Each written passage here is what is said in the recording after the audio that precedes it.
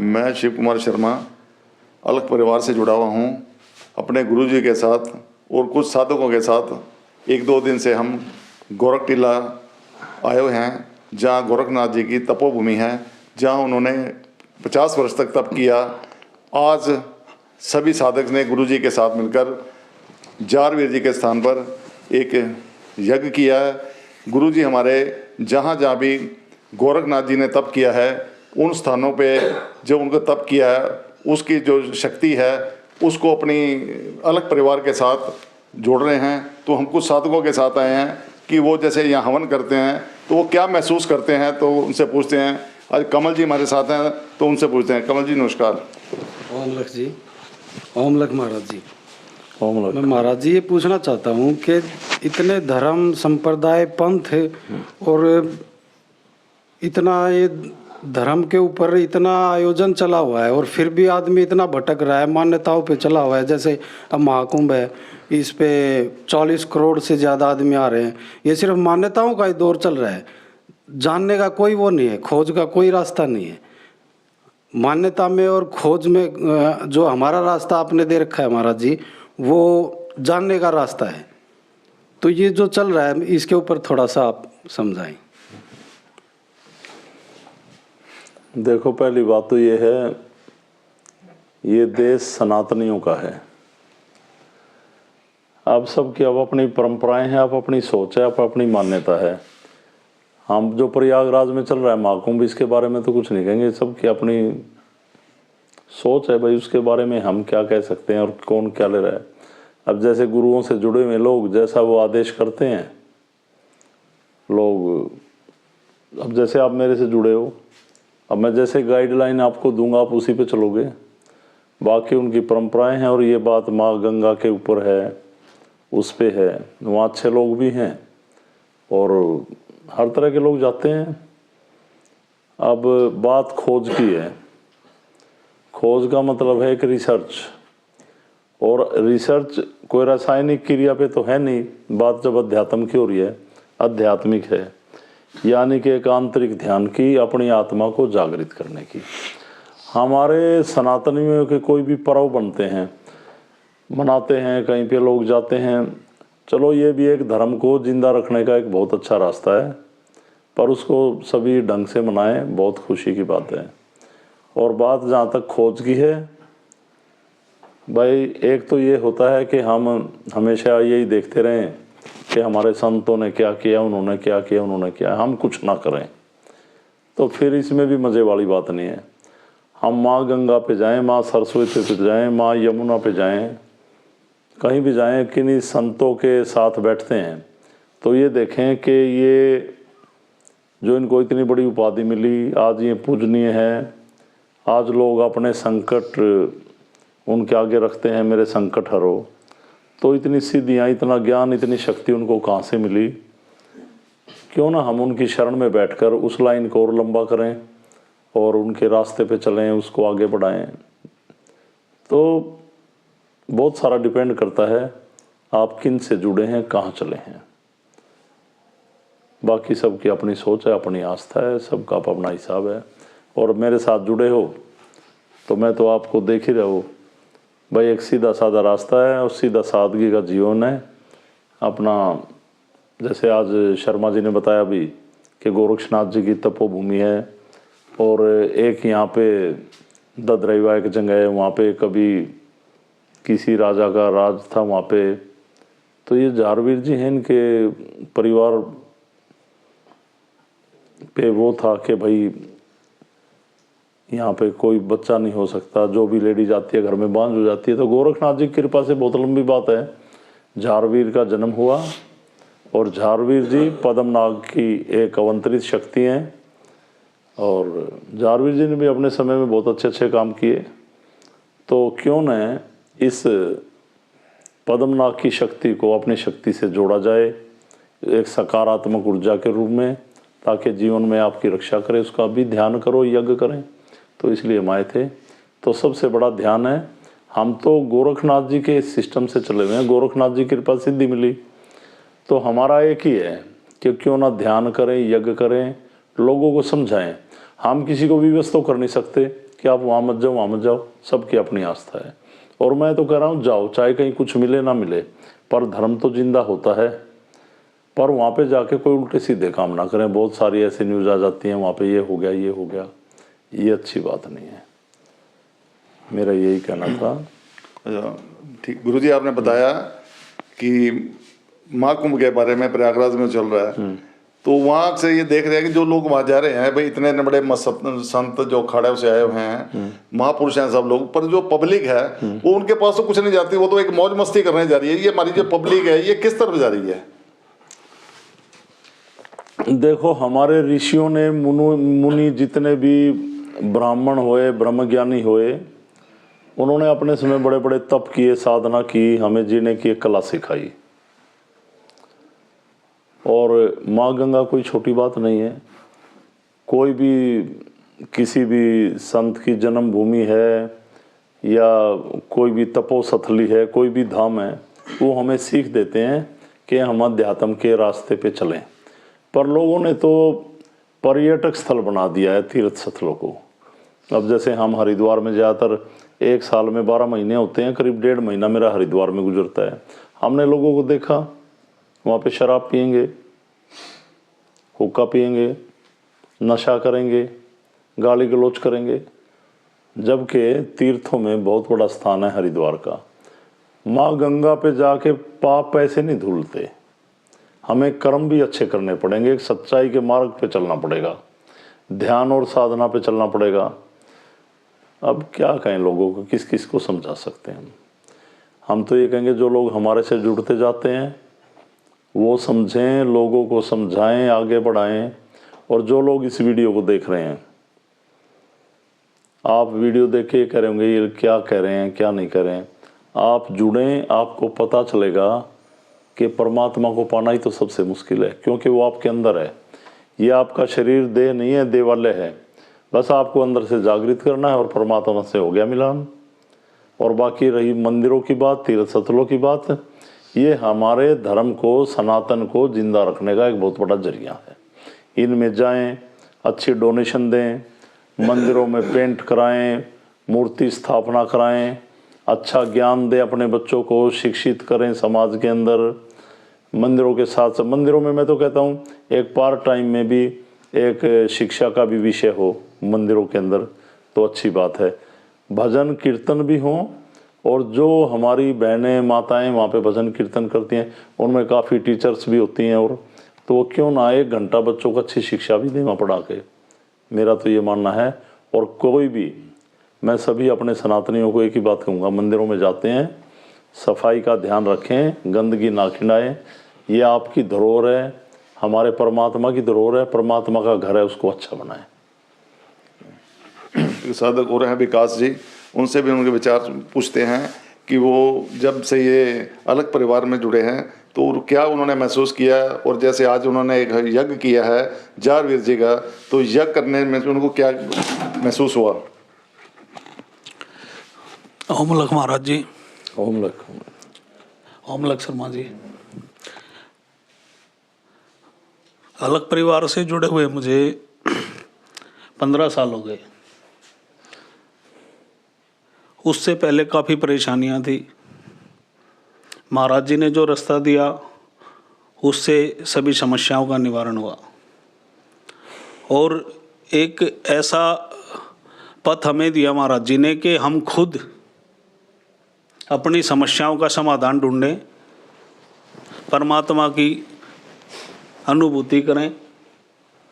और महाराज जी ने हमें जो रास्ता दिया, आज जो यज्ञ किया, इसी तरह से अनेक अनुष्ठान करते हैं जिससे हमें एक पॉजिटिव एनर्जी फील होती है, उसे हम महसूस करते हैं और हर पल परमात्मा का एहसास करते हैं। ये जो महाराज जी ने रास्ता दिया, इसी के बारे में मैं आपको एक बात बताता हूँ कि मैंने आपको बताया कि महाराज जी से जुड़े हुए मुझे 15 साल हो गए।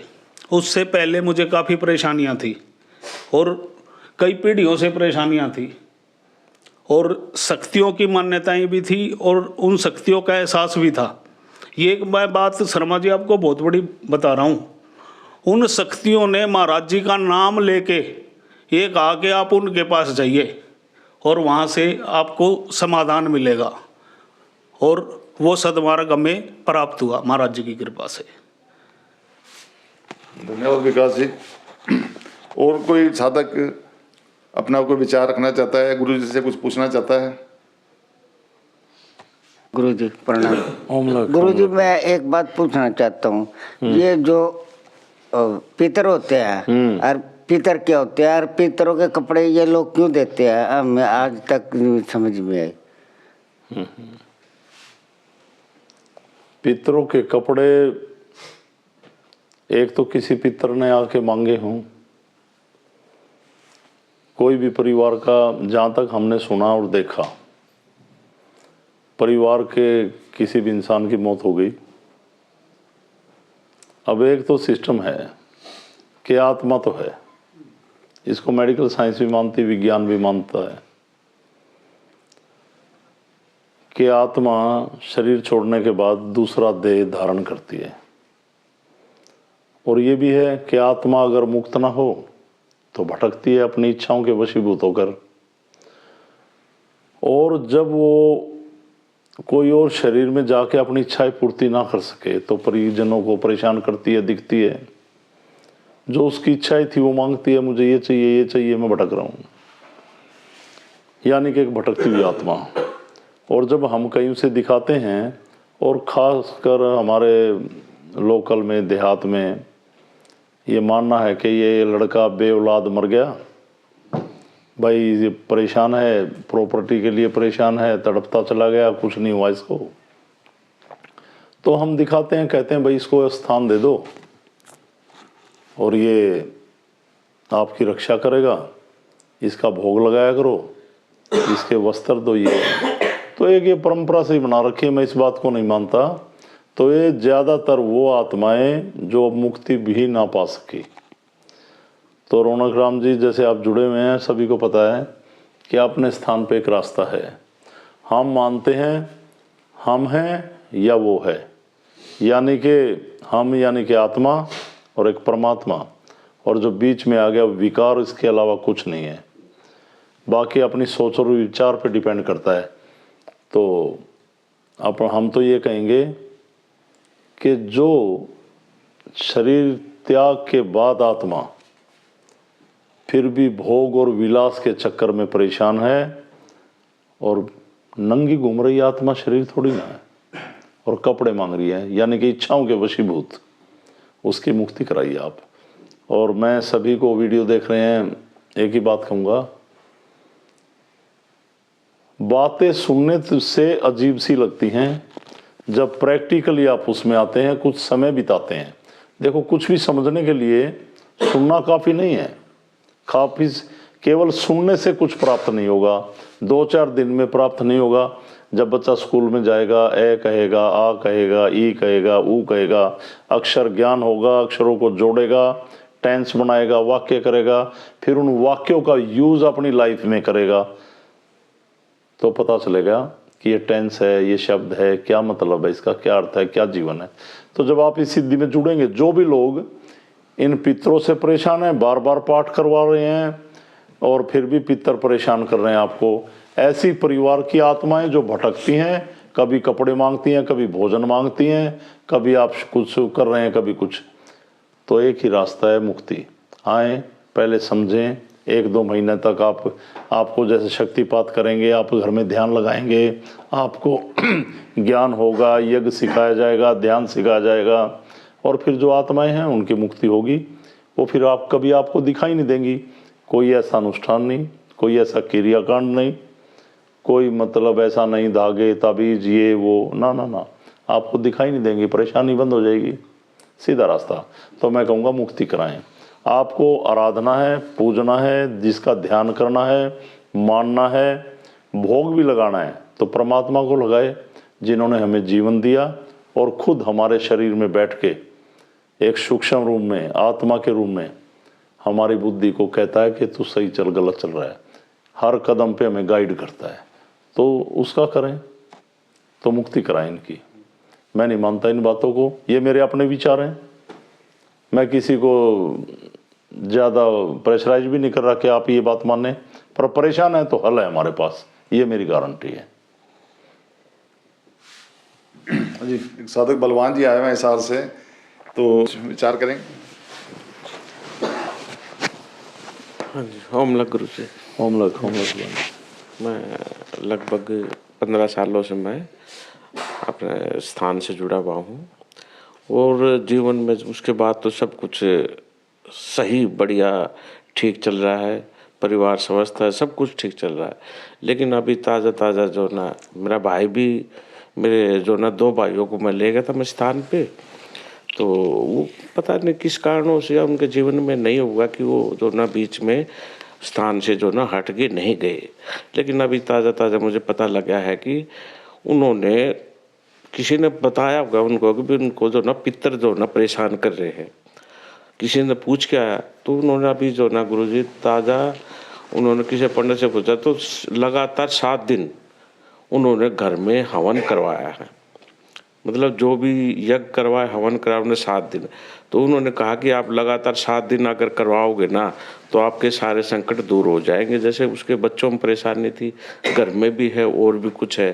तो गुरुजी मैं तो जो ना इन पितरों को जब से स्थान पे आया हूँ तो मैं तो नहीं मानता, लेकिन वो भाई जो ना मान रहे हैं, तो उनको इस बारे में कैसे भाई उनको कष्ट हुआ है इनसे, या कैसे उनको गुमराह किया गया है कि कैसे अब वो मतलब इस रास्ते पे चल पड़े, जबकि वो स्थान पे आए थे उस समय मानते हैं, नाथ जी को अच्छी तरह मानते हैं, सब कुछ है, लेकिन वो इस रास्ते से भटक के और अब पता नहीं किसके गुमराह होने की वजह से लगातार उन्होंने जो ना, मेरे को तो अभी ताज़ा अभी 2 दिन हुए जब पता लगा है कि उन्होंने हवन किया है, उन्होंने लगातार 7 दिन हवन करवाया है।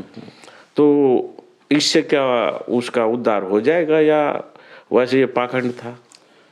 चलो ये तो 7 दिन की बात है, 7 दिन पाठ हो गए, पता चल जाएगा उद्धार हो गया नहीं। और पितर क्या परेशान करेंगे, क्या अपने कर्मों का कोई महत्व नहीं है।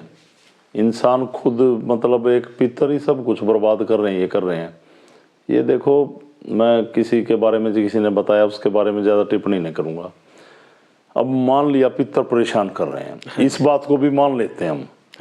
मैं आपको एक समझा रहा हूँ भाई, हमें मान लिया पितर परेशान कर रहे हैं। पितर है क्या? एक आत्मा, हमारा कोई भी पूर्वज जो गुजर गया था उसकी आत्मा, एक मरे हुए इंसान की आत्मा। हम तो शायद शरीर भी है ना, आत्मा के साथ साथ शरीर भी है।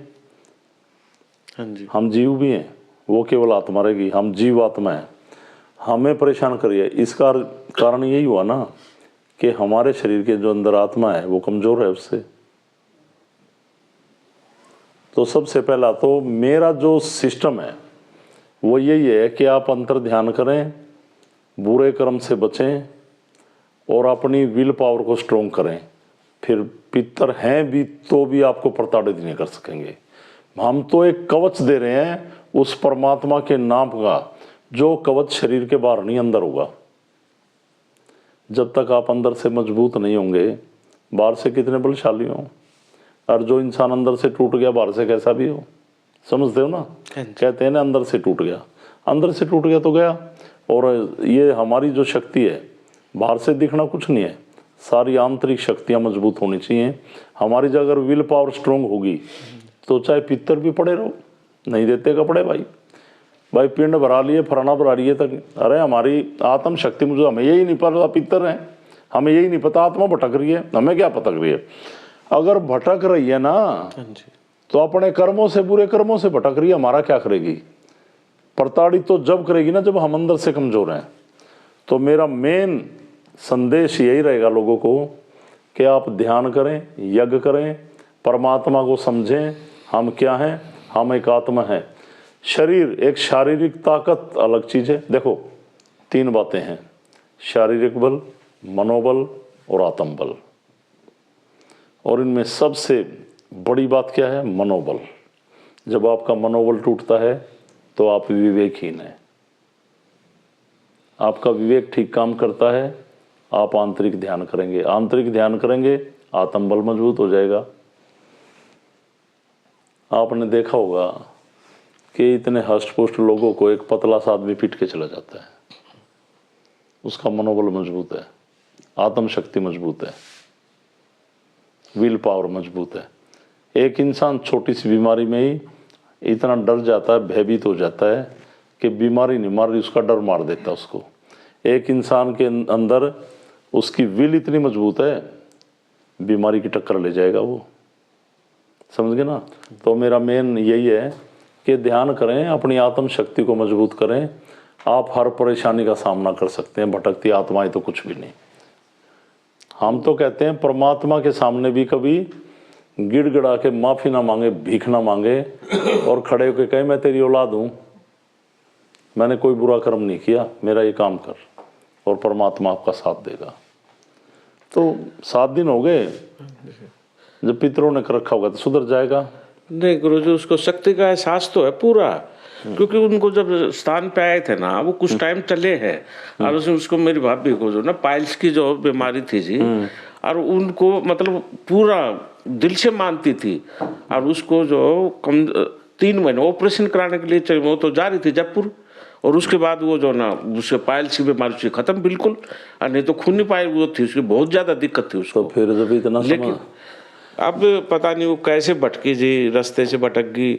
अब मैं तो ज़्यादा कहूँ तो भाई वो दरार आ जाती है, तो इसलिए वो भटक गए। अब उन्होंने माना ही नहीं, कभी भटके नहीं कि भटके। जो आदमी मान गया वो कैसे भटकेगा? गुरुजी उसकी बीमारी ठीक होगी पाइल्स की, नहीं तो वो तो ऑपरेशन कराने के लिए जा रही थी। इसका मतलब पाइल्स ठीक हुई, उसकी आत्मा ठीक नहीं हुई ना। आत्मा ठीक नहीं हुई। हाँ जी। पाइल्स का क्या है ठीक होगी? पाइल्स तो फिर हो जाएगी। पाइल्स का क्या है? तो मैं जितने भी मेरे साथ बैठे हुए हैं, आए हुए हैं, सब मैं तो यही कहूँगा भाई ध्यान करो अपना। एक सिस्टम है, और जो लोग पीड़ित है ना, देखो वीडियोस बहुत डलती हैं, लोग दावे करते हैं ये मैं दावा नहीं कर रहा हूँ। यहाँ पे मुझे भी मार्ग मिला था, मैं आपकी तरह साधारण आदमी हूँ और साधारण ही हूँ, हकीकत है। पर मुझे जो रास्ता मिला था ना परमात्मा से, मैं उस पर चला। मैंने बहुत कुछ देखा है, झेला है, पाया है, खोया है। पर खोया क्या है? अहंकार, अंदर की बुराई, विकार, और पाई एक सकारात्मक ऊर्जा, परमात्मा की कृपा। तो मैं आपको ना यही रास्ता दूंगा। जब आप इस रास्ते पे चलेंगे ना, कुछ सालों महीनों में, लोग तो कहते हैं 3 चौकी पे आओ जिंदगी बदलेगी, मैं कहता हूँ बरसों बरस लगे रहो।